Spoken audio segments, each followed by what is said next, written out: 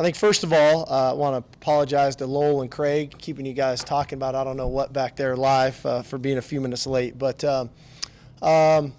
looking back at the tape from the ball game Saturday, I kind of feel the same way I felt after the game. I was really proud of our effort. I thought our players played really hard. They played tough. I thought not only were they physically tough, but they were tough-minded in fighting through some adversity that presented itself in the ball game against a really good team. Alabama's a heck of a football team, very well coached, and like I said, we fought like crazy. I felt like we ran out of time. Thought we might have had a chance there in the end if we could have had a little bit more time. But in the end, as hard as we fought, as physical as we played, as tough as we were, there's still plenty to clean up, right? Better never rests. Better never rests, and we can't rest.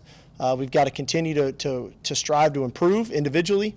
We've got to continue to strive to improve collectively on each side of the ball and on special teams, so that as a team we can continue to get better. There were some real opportunities in the game that I didn't feel like we really capitalized on. When you get in the red zone against quality opponents 5 times and you only come away with 1 touchdown, that's pretty dramatic. Where you have opportunities to score in the game, to extend a lead, take advantage of it. I think that stung. But I was proud of the offense of taking care of the ball, not getting any turnovers, not giving any turnovers. On the flip side, we didn't get any turnovers, and we've been working so hard at it in training camp that we've got to flip the script on that, and we've got to continue to attack the ball and create those plays for us defensively to get some short fields and whatnot. I think I know we touched on it Saturday as well, but I'd be remiss if I didn't thank our fans. As we're evolving as a program, as we're growing as a program, as we feel a sense of us moving in the right direction, I think our fans do too. And looking forward to, as we continue to grow, that atmosphere in DKR continuing to grow and making this a very hostile environment to play in. So we've obviously got a great opponent this week. UTSA has, Coach Traylor's done a heck of a job. They've got really good players. They're well coached. As I touched on to the team, these guys play really hard. They play really hard in all 3 phases. They've got a dynamic quarterback who can make plays with his arm and his legs. So big challenge ahead of us. Obviously, we've got some injuries that are kind of looming that we don't know, whether it's Quinn, whether it's Deshaun Jameson, whether it's Hudson Card, whether it's Bijan. Quite frankly, all these guys are day-to-day. I know you guys are going to want to tell me an exact timetable, and you're going to ask me specifically, and I'm going to tell you now. They're day-to-day, guys. It's day-to-day. I really don't know. We're going to have to monitor them every morning to see where they're at. The beauty of it for all 4 of these guys, it's nothing structural. It's not surgery-driven. It's not broken. It's not ligament damage. So the point being, we just got to monitor them day-to-day, and we'll see who we can get back and when we can get them back. So with that, we'll open it up. Raise your hand if you have a question, and we'll go around. Start with Joe Cook on the far right. In practice today, and if you all practiced yesterday, who took the first string quarterback snap? That's for me. Over here on your left, Brian. Oh, okay, can I say okay? I guess one thing that I was really curious about, and this goes back to the game, just you see that Hudson was limping at that point, and can you just describe the process that's going through your mind of play calling when, on this play the quarterback is supposed to roll out. Well, can't do that because it's tough. Just all of the things that went into the play calling when you switched to quarterback. Yeah, I mean, that's part of coaching. That's part of being a play caller. Our job, and I know I say this a lot, but our job is to put our players in the best position to be successful. And depending on the personnel we have out there, depending on the skill set of the players out there, depending on what is players capable of doing and doing at a high level out there, you try to put them in the best position to be successful. And so, you always have a game plan that you want to try to operate within. You always have contingency planning if that game plan doesn't work, and then you have to have contingency plans for injuries and when injuries occur. And no one likes losing their starting quarterback in the first quarter. No one likes having your backup get injured in the second quarter and then having him try to fight through. But that's football. The game we play, the game we love, the game we coach. that's part of it. And the contingency planning is important. And then you just make the necessary adjustments and you try to do the things in the best interest of the players out there so that they can play at a high level. Stay here on the far left, center. Hey, Steve, you see Hudson limping noticeably, and he's booking him for that first down. It's a huge first down at the time. Players see that. They see a team, they see the leader doing it, selling out for the squad. What does that do for a locker room? Because we knew he wasn't 100%. Well, I think it was huge for our locker room. I think you got to think back. 3 weeks ago or a month ago, we named Quinn the starter. And, as I touched on with Hudson, as I touched on with the team, as I touched on with y'all, although Quinn was our starting quarterback, Hudson Card was still on our leadership committee. He still garnered a great deal of respect on our team because of the person that he is, the teammate that he is, and the player that he is. Hudson's a very quality player. So when something like that occurs and you see him get put into the fire and get injured and fight himself through it and give us a chance to win the ball game, with a big time completion to Casey Kane, the big scramble. I think that's inspiring to everybody. It was inspiring to me. I'm his coach. That guy's literally giving us his all, and he wasn't the only guy. I'd be remiss to think that that not all the guys. There was a lot of players out there giving us all that they had, from cramps to stingers to shoulders to. There was a lot of things going on in that game. It was a physical football game, but I think Hudson was just a prime example of the bond that this team has, the chemistry that we have, the willingness to fight for one another and to do it together, which as a coach I'm proud of. On your far right, Terry. Coach Sarkisian, concerning the product that the team put on the field and what you learned under Coach Saban, when you met in the middle of the field, do you think Coach Saban had a respect and was proud of that product that was on that field? I hope so. You always try to gain the respect of your opponent. And knowing Coach Saban, he respects you going in. That's his approach to it. He always respects every opponent. But naturally, as a coach, you want to earn the respect of your opponent and the other head coach and the other players. And so, naturally, I would, as a guy who worked under him, knowing his approach, but also our style of play and the way we played that game. I'm hopeful when we shook hands in his mind, he respected the way we played the game. I thought our kids played hard. We ran out of time, but that's football. Over here on your far left, Chip. Steve, if Hudson couldn't have gone in the Alabama game, would Charles Wright have gone in? And can you talk about the progress Charles has made? Because I think Ben Ballard was your 13 travel quarterback last year. And then could you also tell us about Daniel Trejo? Yeah. Charles was next man up, and he was ready to go if need be. I give Charles a lot of credit. He has made leaps and bounds, strides and leaps and bounds from a year ago this time as a true freshman to where he is today. I think he's got a good grasp of our offense, a good understanding of managing things. I think that he's throwing the ball much better, much more accurately. He's a lot more confident. Which is needed at that position. So that would have been the scenario. Daniel Trejo, I thought after his first punt, really punted the ball extremely well. I think he hits a 61-yarder at one point, hits another, whatever it was, 48, 49-yarder to pin him down on the 1-yard line, a heck of a punt. So I thought he and Will Stone in the kicking game from punts and kickoffs really helped us control vertical field position in the game. Our net punt average, our net kickoff coverage average was really good. Met our goals of what we're looking for there. So hopefully we can continue to grow on that. Up front, onward. Coach, playing off the quarterback question, Malik Murphy, he's been on campus since January. Where is he as far as his development is concerned? He's not healthy. Over here on your left, Kirk. Steve, I don't have any missed tackles you had. Didn't seem like that many, but was there other things that worked schematically that you were really proud of? Yeah. You know, we did miss a few, but I thought the one thing that showed up to me that was glaring was our effort was really good. We were populating the ball really well, as I like to say, defensively. So when we missed, there was another man and another man there to kind of clean up the mess. One play stands out to me. You know, they kind of threw a little bubble screen, and Jade Barron just goes and shoots his gun. Doesn't make the tackle, but stops the runner. Barron Sorrell's the next man there. He shoots his gun. Doesn't make the tackle, but makes the runner redirect again. And then you can count on the screen, I think there's 8 white hats at that point then around the football. And that's the style of defense we need to play. It's got to be fanatical effort. We've got to populate the ball. And now the next phase to that is we got to start punching those balls out. We got to start getting that ball loose and creating turnovers.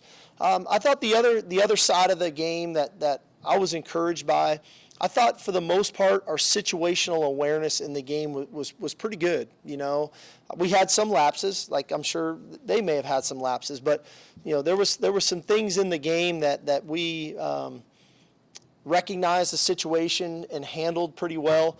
You know, I think about the punt, getting it, you know, pinning that ball on the one. I think about the drive at the end of the first half to give us an opportunity to score. I thought we managed that really well. So there were some things in there that were really encouraging from a football IQ standpoint. Here on the right, Ed.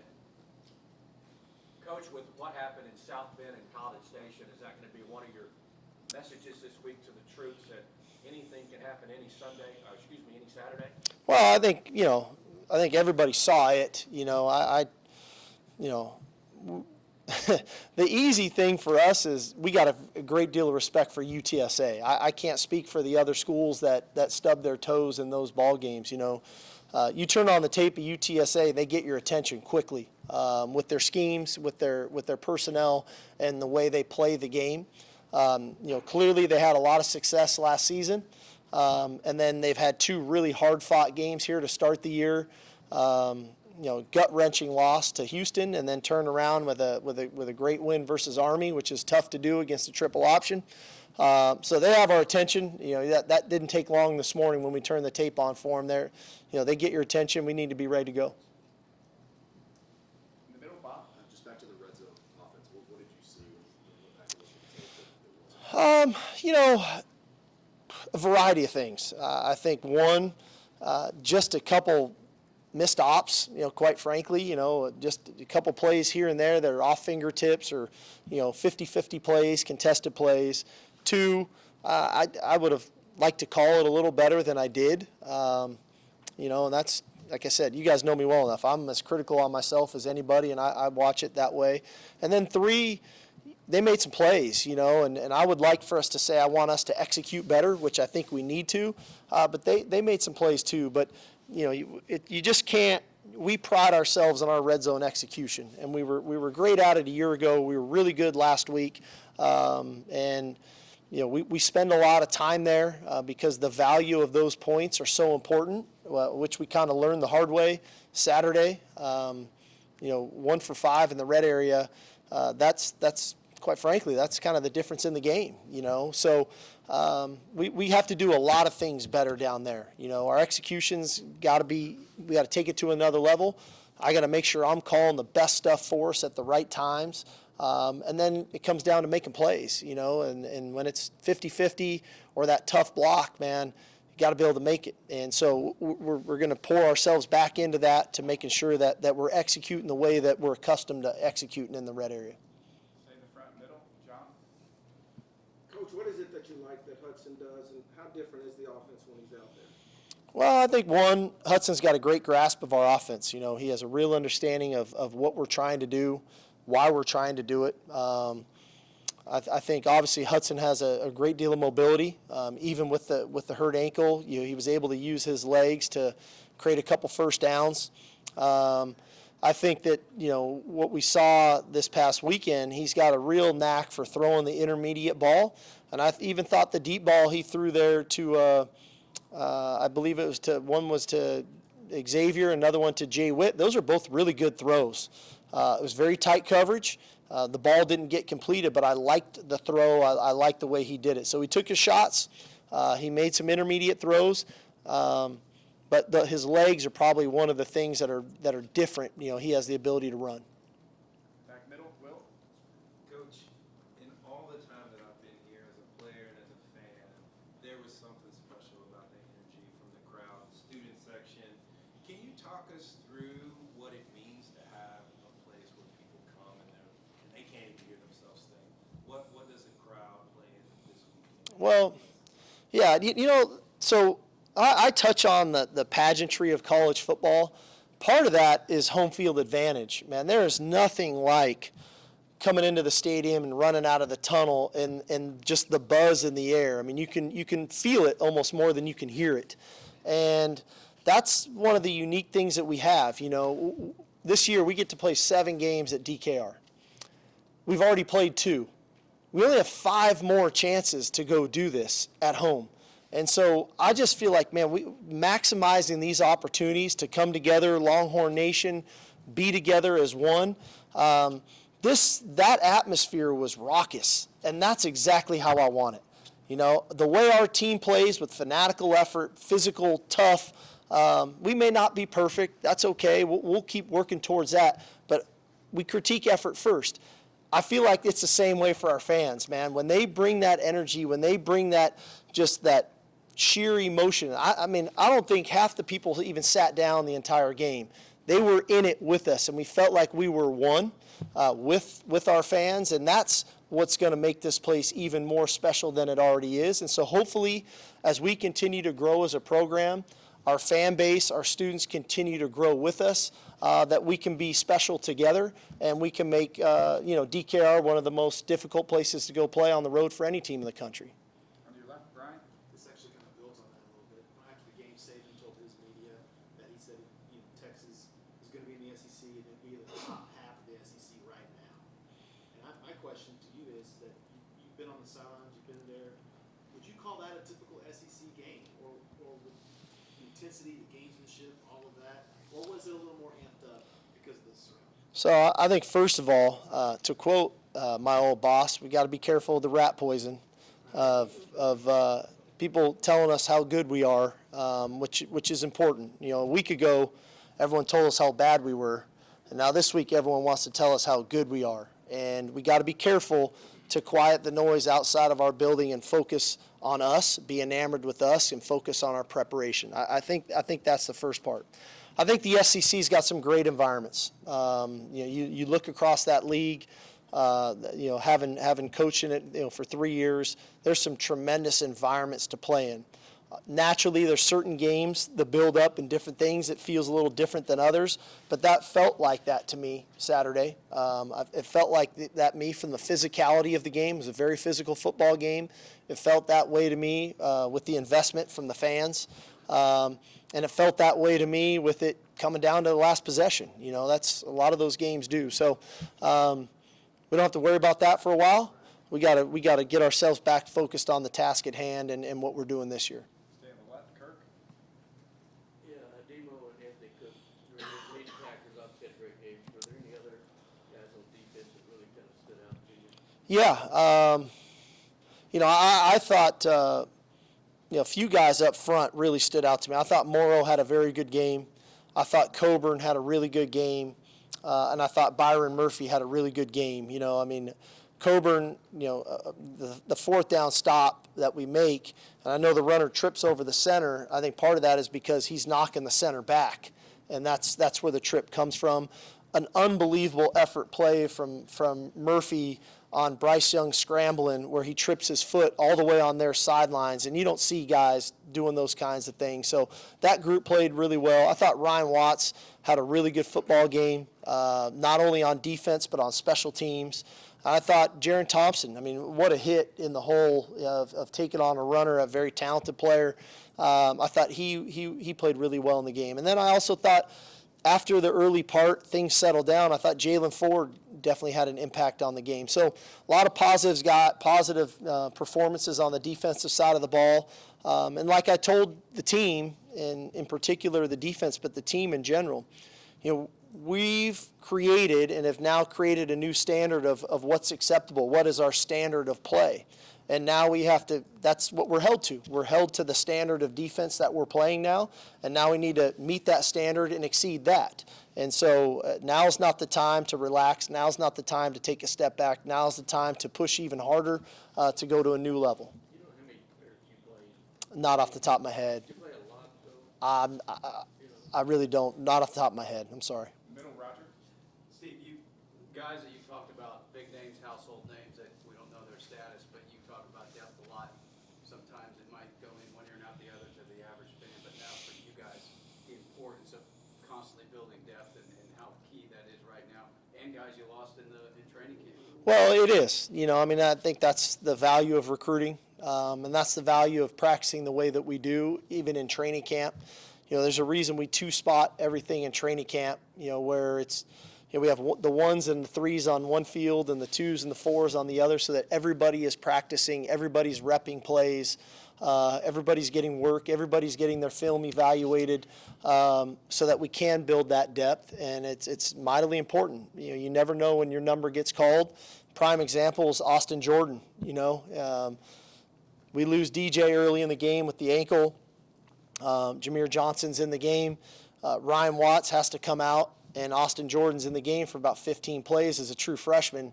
I don't know if he thought going into that game he was going to play 15 snaps, but he went in there, he played well, he tackled, and so that's the importance of it, is because you never know when your number's going to get called. Back here on your left, Danny? Steve, I don't know if this is asking you to tip your hand, but how effective has Roshan been in that wildcat role going back to the Kansas State game last year? How comfortable would you be having him? Yeah, I mean, I think Roe naturally that role is comfortable for him being a high school quarterback. Roe's a unique person, and you guys know I speak very highly of him as a person, and he's very dedicated to this program. And anything we ask of him to do, he does it. Whether it's cover kickoffs, which he was tremendous at Saturday, to blocking, to running, to playing wildcat quarterback, whatever we ask him to do, he does it. But I think he's more than equipped to handle the things we ask him to do in the wildcat. We don't major in it, but the idea that we can get to it, I think is helpful for us as a football team. On your right, CJ? Coach, you mentioned the new standard of play defensively. I mean, what is it behind closed doors that you've seen from PK's unit, really getting prepared for these last 2 weeks? Well, I think one, they are preparing. I really think the players have bought into the preparation aspect of the game and of the opponent. I think we're practicing better than we ever have. There's real intent. We're very deliberate in our approach at practice. I think we are communicating much better on the defensive side of the ball. One of the plays, the play in the end zone that was the potential safety, we had to change the call. And you can really see our guys communicating at a high level and getting, they wanted to get everybody on the same page, and we were able to do it. And obviously, got the quarterback hurry there. So I think all those things add up. And then ultimately, it's the effort. Our guys are playing hard. They're populating the ball. You can see the defensive linemen turn and break out of the line of scrimmage and run into the football. You can see safeties taking good angles. So all in all, I think there's a lot of things that are adding up to the product that we're getting on the field. Over here on your far left, Cedric? Yeah, building on what Ryan asked, these guys are hearing over the weekend how great they played. They entered the poll after a loss. How difficult is it for you as a coach to hit that reset button and let them know Alabama's in the past? There's a good team coming in here this week. Well, I mean, I addressed it, that's for sure. I definitely wanted to address it because, I'm getting the text messages too. I'm getting the phone calls too. Hey, you guys are great. Man, you look great, this and that. Well, thanks, but, we got more work to do. We got to continue to improve. And I think that's one of the challenges. Human nature tells us, oh, good, I can relax now because I've arrived. And that's why I use the term better never rests. We have to continue to strive to get better. That when you start letting that noise in, that can create clutter as well. And we play better when we've got clarity. And, we got to make sure that noise is outside of our building and not inside of our building, and that we focus on the task at hand. So, So I kind of used the old rat poison analogy, which I always thought was fitting in moments like this. On your far right, Joe? It's like UTSA's, both guys who wear number 0 are their playmakers. So what does Rashad Wilson do on the defense for them, and what does Frank Harris do at quarterback? Well, I think Frank Harris, like I said, he's a dual threat. He can get the ball out quickly in a lot of their RPO game. He does a really nice job of giving his receivers an opportunity to make plays on the ball down the field. A lot of the fades and different things, inside fades. But then he can use his legs, and he can hurt you with his legs, which clearly we struggled with last week, especially in the fourth quarter when we let Bryce get out of the pocket. So we've got to do a better job of, our rush lane integrity and try to keep him contained. But also we've got to play sticky coverage because he will make you pay, especially on the advantage throws, the RPO throws. Rashad on the back end, 4-year starter. What can you say about the guy? He's been a leader of that defense. He plays the boundary safety. He's a very physical player, but yet he can run. But you definitely see he's the quarterback of that defense, and his leadership, the guys definitely feed off of from him. Got time for 2 last ones. Start with Bob. How difficult is it to prepare a game plan when you don't know who your quarterback's going to be every morning? Sometimes it's easier than losing your quarterback on the first snap because you got one game plan and then, okay, now we got to shift it. So sometimes, you can assess the situation that you're in, and you're making sure that regardless of who's in there at quarterback, you can operate. You're not got something for a specific guy. But, we've got good coaches on offense. We'll put together a plan that is conducive to the guys that we have or may have available to give them the best opportunity to be successful. Last one, Brian. Just real quick, now that you've seen it on film, are you okay with the decision on the safety? Yeah, that was the rule. So it wasn't about a decision. The rule was they can't review it. So it just is what it is.